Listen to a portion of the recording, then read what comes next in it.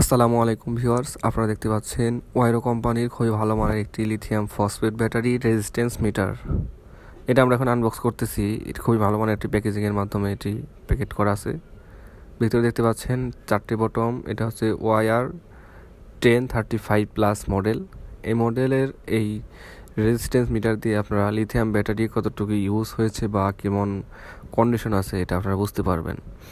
এটার মধ্যে সেটিং রয়েছে, আপনারা সেটিং করে নিতে পারবেন যেভাবে খুশি আপনার ইচ্ছা অনুযায়ী। এটার মধ্যে আপনার ভোল্টেজ এবং রেজিস্ট্যান্স মাপার জন্য এই মিটারটি।